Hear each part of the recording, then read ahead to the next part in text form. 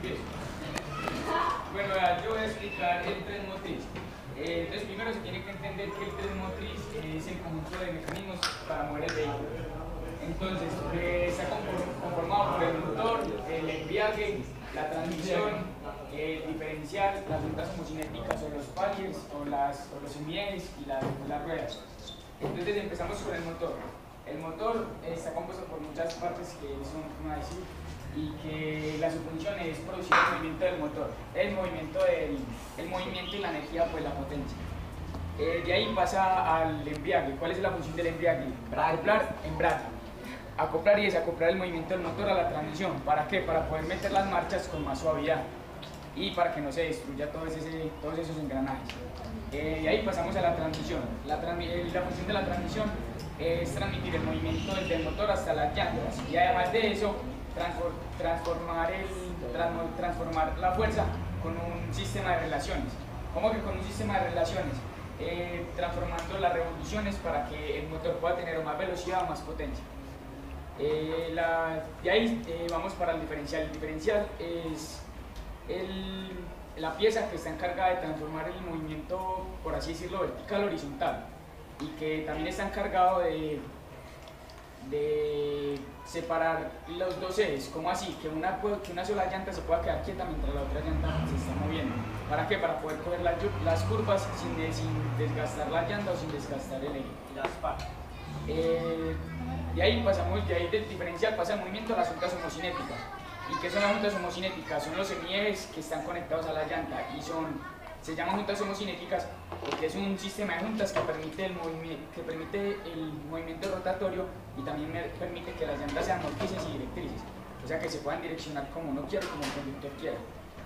Las partes del embrague son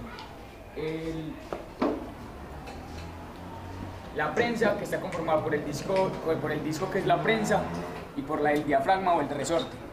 Este es el que va a recibir la fuerza del pedal del clutch para poder separar el disco de presión del disco de fricción.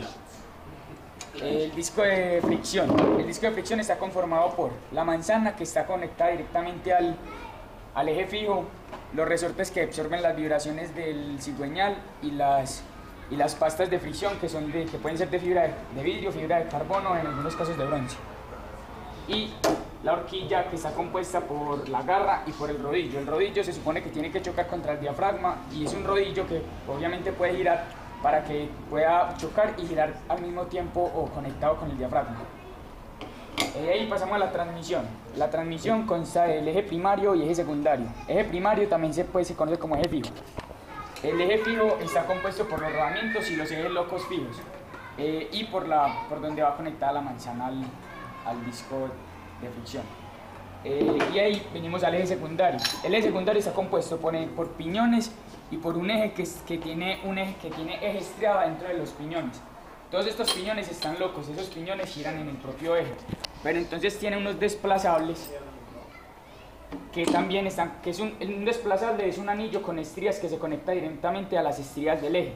¿Para qué? Para conectar el piñón con el eje. Entonces el eje secundario puede constar de 5 marchas, que son primera, segunda, tercera, cuarta y quinta, y reversa, o sea de 6, o algunos no tienen quinta. Las relaciones son: la primera es de 4 a 1, la segunda es de 2.5 a 1, la tercera de 1.5 a 1, la cuarta es directo, o sea de 1 a 1, y la quinta es de 0.8 a 1, y la reversa es de 3.8 a 1. De ahí pasamos al diferencial. El diferencial también tiene la función de la transmisión, o sea reducir las revoluciones. ¿Para qué? Para producir más torque y más fuerza, que es de 3.8 a 1. Las partes del diferencial son el speed, que es la parte que sale de la caja de transmisión, que es la parte que sale del eje secundario, que sería este. El speed está conectado directamente con la corona, que produce que el movimiento del eje secundario se traspase al movimiento de la corona. La corona por dentro tiene unas partes que se llaman planetarios y satélites. Los planetarios son los ejes, son los piñones que están conectados de la misma manera que los ejes, y los planetarios es lo que permite que y los satélites es lo que permite que cuando un planetario esté quieto, el otro planetario se siga moviendo. De ahí pasamos a las juntas homocinéticas. Las juntas homocinéticas